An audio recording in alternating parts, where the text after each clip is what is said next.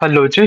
तो आज के पहले वीडियो में हम बात कर लेते हैं एक और एमएसएमई लेंडर के बारे में। हम अभी अपना सारा फाइनेंशियल स्पेस जो लेंडिंग वाली साइड है उसको कंप्लीट करने के राह पे हैं। तो आज एक काम करते हैं, आज के पहले वीडियो में हम बात कर लेते हैं 5 स्टार बिजनेस फाइनेंस के बारे में।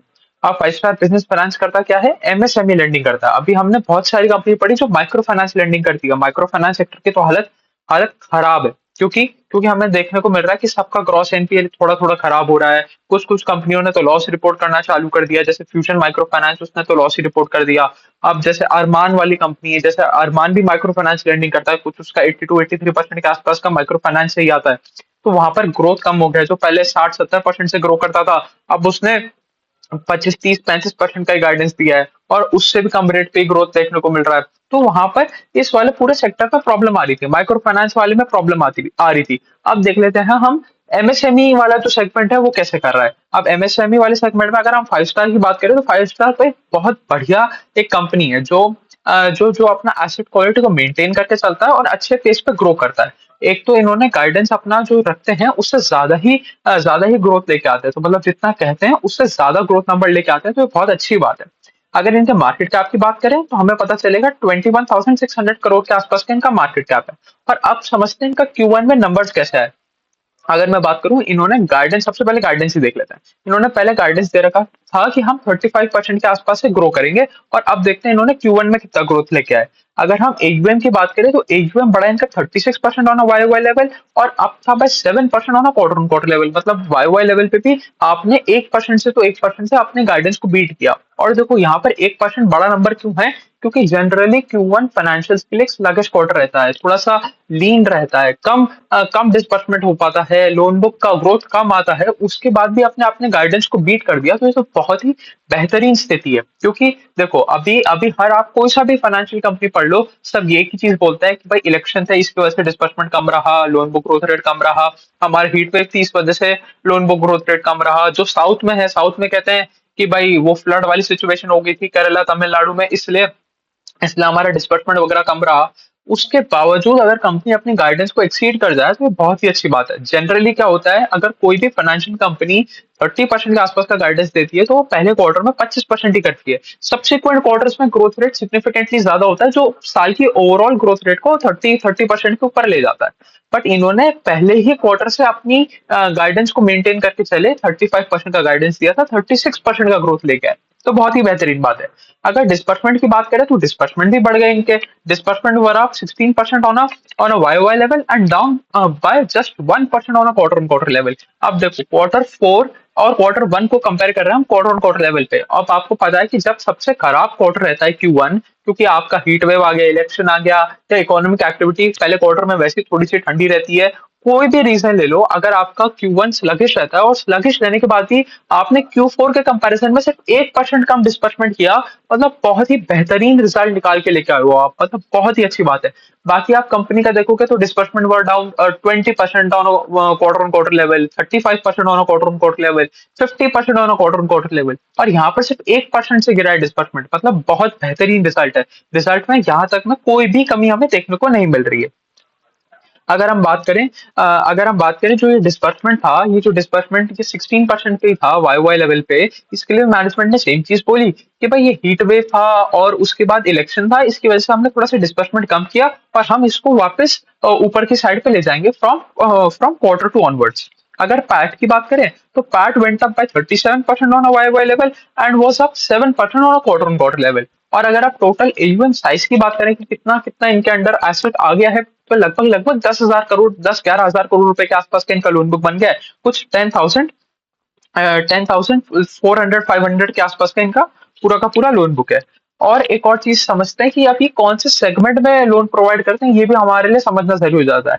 इनका 100% बुक सिक्योर्ड रहता है, और 95% तो उसी आदमी के घर से रहता है जिसने लोन लिया है। अब देखो क्या होता है, ये जाके सिंगल शॉप ओनर्स को जाके लोन करते हैं। अब आप Tier 3, 4, 5, 6 सिटी में एक एक आपने किराने की दुकान डाली, तो जाके ये आपको लोन दे देंगे। और एमएसएमई लोन्स क्यों हो गए? देखो एक तो होता है सबसे छोटा होता है micro finance loan. Micro finance loan सबसे छोटा लोन होता है, सबसे रिस्की लोन होता है इन टर्म्स ऑफ, देखो रिस्क मैनेज सबको करना पड़ता है। आप ऐसे नहीं बोल सकते कि जो एचडीएफसी बैंक लोन दे रहा है वो ज्यादा ज्यादा सिक्योर्ड है। अगर आपने उसको ढंग से मैनेज नहीं किया तो वहां पर भी आपका काम खराब हो सकता है। और आप सीधा सीधा ये भी नहीं कह सकते, ये भी नहीं कह सकते कि माइक्रो फाइनेंस लेंडिंग बहुत ज्यादा रिस्की बिजनेस है, ये करना ही नहीं चाहिए। तो आप किस तरीके से चीजों को मैनेज करते हो, किस तरीके से अपनी एसेट क्वालिटी मैनेज करके रखते हो, उसके ऊपर डिपेंडेंट है सारी चीज की कितना रिस्की है आपके लिए और कितना नहीं है। तो अगर मैं बात करूं, अगर हम सीधा सिर्फ एक ही लाइन में बताना चाहें कि सबसे ज्यादा रिस्की कौन हो गया, तो हमारे माइक्रो फाइनेंस कस्टमर हो गए। उससे ऊपर आ जाते हैं हमारे एमएसएमई कस्टमर्स। उससे ऊपर थोड़े से आ जाते हैं हमारे जिनका जिनका थोड़ा सा क्रेडिट हिस्ट्री है वो वाले कस्टमर, और फिर सबसे ऊपर आ जाता है हमारे प्राइम वाले कस्टमर्स।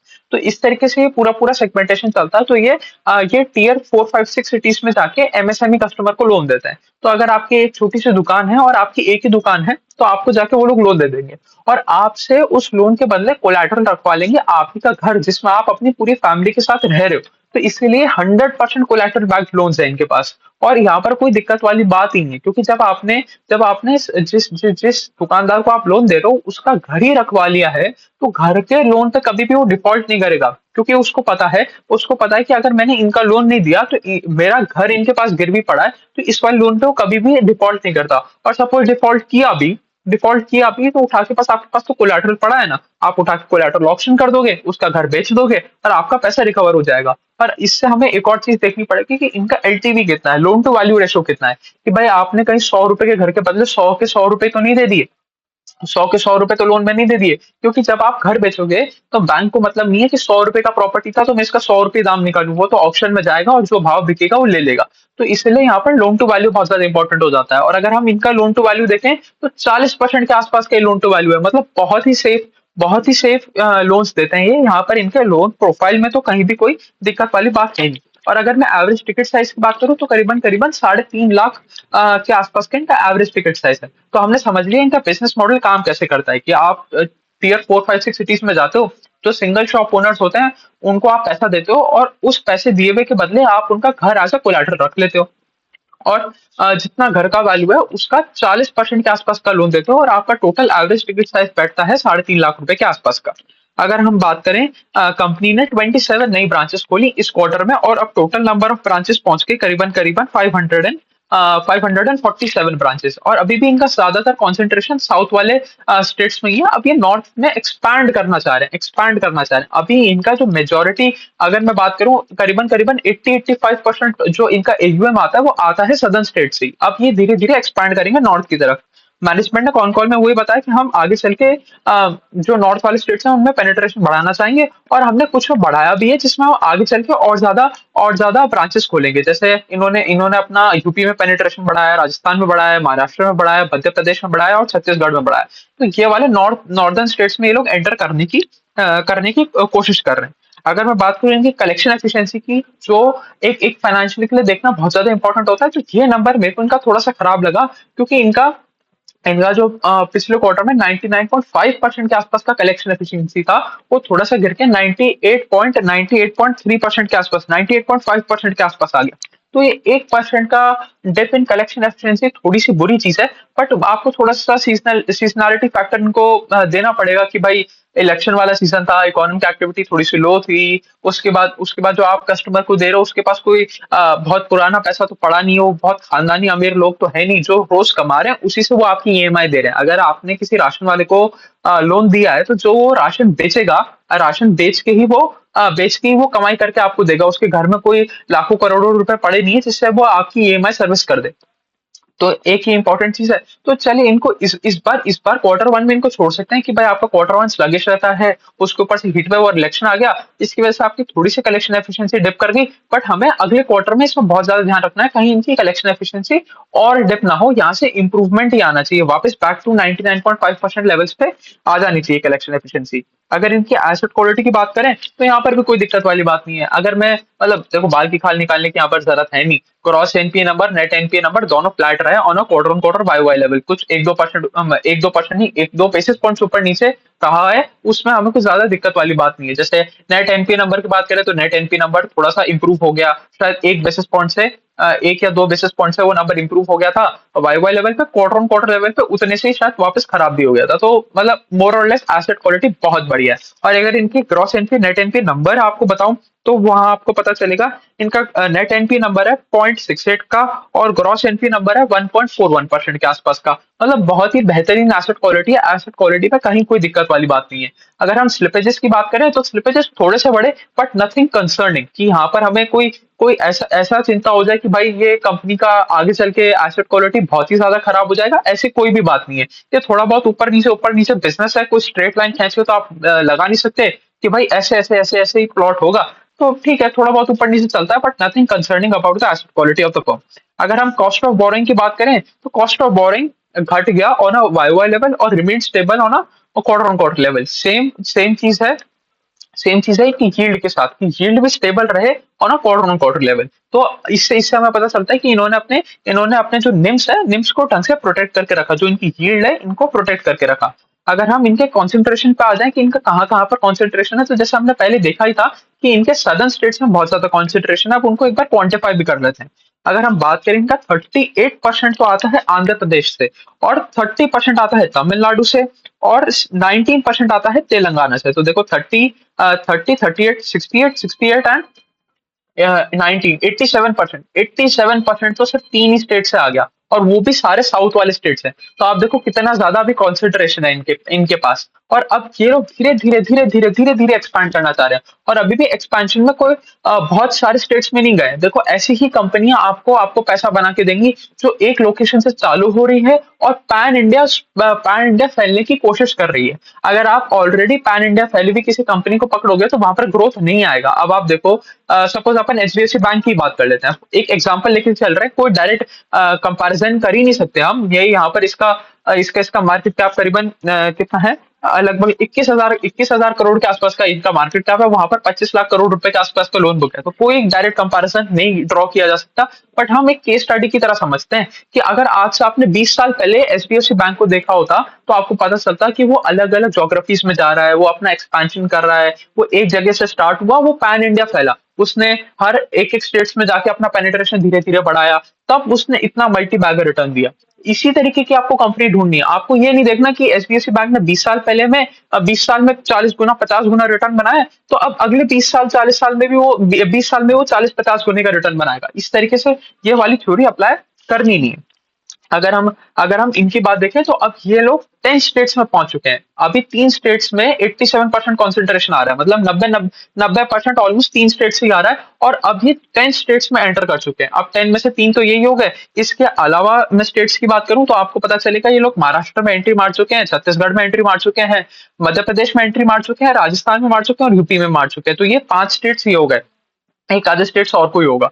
तो यहाँ पर ये लोग एंट्री मार चुके हैं। तो अब ये पैन इंडिया एक्सपेंशन वाले फेज में एक जगह से कंपनी चालू हुआ, वहां पर बहुत अच्छा रिजल्ट दिखाया, वहां पर अपना ग्रोथ दिखाया, अच्छे पेस पे ग्रोथ लेके आए, और अब नई नई जोग्राफीज में एंटर कर रहे हैं। तो ये साइन होता है बहुत अच्छी कंपनी का कि आपने एक जगह अपना वर्थ प्रूव किया, आपने दिखाया कि मेरा बिजनेस मॉडल क्या है, किस तरीके से चलता है, मैं किस तरीके से अपने एसेट्स को मैनेज कर रहा हूँ, मैं अपनी जो जो एसेट क्वालिटी है उसको किस तरीके से मेंटेन कर रहा हूँ, और इसी मॉडल को मैं आगे जाके बाकी बचे हुए जिन जिन भी स्टेट्स में पेनिट्रेशन कर रहा हूँ उसमें सेम मॉडल को मैं अप्लाई करूंगा। अब मैं जाके गुजरात वाले कस्टमर को समझूंगा, यूपी वाले कस्टमर को समझूंगा, राजस्थान वाले कस्टमर को समझूंगा, और अपने मॉडल को उसके अकॉर्डिंग अडाप्ट करके इससे अच्छी एसेट क्वालिटी लेके आऊंगा और ओवरऑल कंपनी लेवल पे ग्रोथ लेके आऊंगा। तो ये बहुत ही बेहतरीन चीज है। अगर मैं बात करूं इनके इनके अगर हम समझें कि इनका लोन आता कहाँ से है, ये तो हमने समझ लिया कौन से स्टेट से आता है। अब एक बार समझ लेते हैं कौन सी सिटी से आता है, कितनी बड़ी सिटी से आता है, कितना छोटी सिटी से आता है। तो हमें पता चलेगा 40% तो आता है इनका टीयर 5 सिटी से। देखो टीयर 1 सिटी में तो लेस देन 1% लोन आता है। टीयर 1 सिटी क्या हो गई, ये दिल्ली, मुंबई, कोलकाता, जयपुर, ये सारी हो गई आपकी टीयर 1 सिटीज। और टीयर 5 सिटीज मतलब आपके जितना आप गांव की तरफ जाते जा रहे हो, भाई टीयर 5 6 7 सिटीज हो गई, तो ये वहां से इनका ज्यादा लोन आता है। 40% आता है इनकम टीयर 5 से, 30% आता है टीयर 6 से और 19% आता है टीयर 4 से। तो एकदम गांव वाले एरिया में जाके ये लोग लोन लोन देने की कोशिश करते हैं। तो इससे हमें ये भी समझ में आ जाएगा कि कभी भी आपको ऐसा नहीं दिखता कि जाके दिल्ली में अपना ब्रांच एक्सपेंशन कर रहे हैं या जयपुर में आके अपना धड़ाधड़ ब्रांच एक्सपेंशन कर रहे हैं। ये जाके छोटे छोटे पॉकेट्स जहां पर मिलेंगे, जहां पर एकदम गांव वाला रीजन होगा, वहां जाके ये लोग एक्सपेंशन करते हैं और वहीं से इनका लोन बुक आता भी है। अब देखो, अगर इनके फाइनली नंबर की बात करें तो इनका नेट इंटरेस्ट इनकम बढ़ा by 32% on a Y Y level और 6% on a quarter-on-quarter level. Total income was up by 38% on a YOY level and 8% on a quarter-on-quarter level. और PAT was up by 37% on a YOY level and 7% on a quarter-on-quarter level. अब देखो यहाँ पर बहुत important चीज आप notice करना कि हमारा नेट इंटरेस्ट इनकम बढ़ा सिर्फ 32% से और पैट बढ़ गया हमारा 37% से। इसका मतलब क्या हुआ, हमें ऑपरेटिंग लेवरेज मिला। मतलब हमने हमने ज्यादा एफिशिएंसी इंप्रूव करी अपनी कंपनी की, जिससे हमें हमने जो हमारा एक्सपेंसेस थे, एक्सपेंसेस उस पेज पे नहीं बढ़े जिस पेज पे हमारी इंटरेस्ट इनकम बढ़ गई। तो सपोज जैसे यहाँ पर हमने देखा था नेट इंटरेस्ट इनकम बढ़ा 32% से। अगर 32% से नेट इंटरेस्ट इनकम बढ़ा और अगर ओपेक्स भी 32% से बढ़ गया तो आपको पैट में एडिशनल ग्रोथ नहीं देखने को मिला। बट आप यहाँ पर क्या हुआ कि पैट बढ़ा, जो जो हमारा सॉरी नेट इंटरेस्ट इनकम बढ़ा वो बढ़ा 32% से और 32% के आसपास का ओपेक्स का ग्रोथ नहीं आया। आपने ऑपरेशनल एफिशिएंसी लेके आए और ओपेक्स का ग्रोथ आया सिर्फ 25% का। तो जो एडिशनल 7% है वो सीधा जाके जुड़ गया हमारे पैट में। तो इसलिए हमें पैट में ज्यादा रेट ऑफ ग्रोथ देखने को मिला। इसी को बोलते हैं हम ऑपरेटिंग लेवरेज। और ऑपरेटिंग लेवरेज जिस भी कंपनी को मिलता है वो बहुत ही अच्छी कंपनी मानी जाती है, क्योंकि जिस पेस पे आपकी टॉप लाइन ग्रो कर रही है उससे ज्यादा पेस पे आपकी बॉटम लाइन ग्रो कर जाती है। तो ये बहुत ही अच्छी बात है। अगर इनका आरओई का नंबर भी देखें कि भाई किसी भी फाइनेंशियल के लिए अगर हम एक नंबर देखना चाहें कि कौन सा हो, तो आरओई का नंबर है। तो आरओई का नंबर भी हमें ऊपर जाता हुआ दिखेगा। और इसमें एक इंपॉर्टेंट चीज ये है, आरओई ऊपर जा रहा है, आरओए नीचे जा रहा है। इसके बारे में भी थोड़ी सी कहानी करेंगे, बट पहले देख लेते हैं आरओई इंप्रूव कहां से किया। तो ROE improve from 16.6% to 19% on a YOY level. और क्वार्टर ऑन क्वार्टर लेवल पे भी इंप्रूवमेंट देखने को मिला। क्वार्टर ऑन क्वार्टर लेवल में शायद 0.5% के आसपास का इंप्रूवमेंट देखने को मिला हमें आरओई में। अब देखते हैं, अब समझते हैं कि आरओए नीचे जा रहा है और आरओई ऊपर कैसे जा रहा है। अब देखो, आरओई के दो कंपोनेंट है। ROE is ROA into leverage. अब अगर हम लेवरेज को कांस्टेंट कर दें और आरओए नीचे जाएगा तो हमारा आरओई भी नीचे जाएगा। बट यहाँ क्या हो रहा है, यहाँ पर आरओए तो नीचे जा रहा है बट आपका लेवरेज ऊपर जा रहा है। इसकी वजह से आपका ओवरऑल आरओई इंप्रूव कर रहा है। और ये बहुत बेहतरीन चीज है, क्योंकि देखो एक फाइनेंशियल इंस्टीट्यूशन का काम ही ये है कि आप ज्यादा लेवरेज लेके चलो। अगर आप लेवरेज लेने से डर रहे हो तो फिर आप फाइनेंशियल इंस्टीट्यूशन किस बात के हो। आप कोई कंज्यूमर कंपनी तो हो नहीं जिसके लिए आप ऐसा मानो कि आप विदाउट लेवरेज अपने फ्री कैश फ्लो से ही सारा सारा का सारा धंधा करो। आपके लिए तो रॉ मटेरियल ही कैश है ना। तो आपको अगर ढंग से पैसा मैनेज कर पा रहे हो, आप अपनी एसेट क्वालिटी ढंग से मेंटेन कर पा रहे हो, आप सारा का सारा काम ढंग से कर पा रहे हो, तो उसके लिए आपको और ज्यादा पैसा चाहिए। आप और ज्यादा पैसा लो, और ज्यादा पैसा लेंड करो, जिससे आपकी कमाई और बढ़े। और अगर आप और ज्यादा पैसा उठाओगे, इसका मतलब आप क्या कर रहे हो, अपना लेवरेज इंक्रीज कर रहे हो। और जब भी आप लेवरेज इंक्रीज करोगे तो आपका आरओए थोड़ा सा नीचे गिर जाएगा। क्योंकि आरओए का क्या फॉर्मूला है, अब आरओए का फॉर्मूला है net income divide by total date plus equity. और अगर इक्विटी कांस्टेंट रहा और डेट बढ़ गया, तो अगर डेट बढ़ गया तो इसका मतलब डिनोमिनेटर बढ़ गया, डिनोमिनेटर बढ़ गया, इसका मतलब आरओए कम आ जाएगा। अगर आरओए कम हो रहा है और आरओई ऊपर जा रहा है तो कोई दिक्कत वाली बात नहीं है। इसका मतलब जो फाइनेंशियल इंस्टीट्यूशन है वो और ज्यादा लेवरेज ले रहा है, और लेवरेज लेना एक फाइनेंशियल इंस्टीट्यूशन के लिए अच्छी चीज है। अगर वो ढंग से अपनी एसेट क्वालिटी को मैनेज कर पा रहा है, तो ये तो बहुत ही अच्छी चीज है कि वो और ज्यादा लेवरेज होने की कोशिश कर रहा है। तो चलिए, यही थी कहानी 5 स्टार बिजनेस फाइनेंस की। बहुत ही अच्छा कंपनी है, बहुत अच्छा रिजल्ट नंबर पोस्ट करता है और जो गाइडेंस देता है उससे ज्यादा ही रेट पे ग्रो करता है। और ये तो Q1 के नंबर थे, Q1 के नंबर थोड़े वैसे ही ठंडे रहते हैं। ठंडे रहने के बाद भी इन्होंने अपनी गाइडेंस को बीट कर दिया, तो मतलब बहुत ही बेहतरीन काम किया इन्होंने Q1 में। अब एक लेते रखते हैं। ये थी कहानी 5 स्टार बिजनेस फाइनेंस के लिए। Thank you.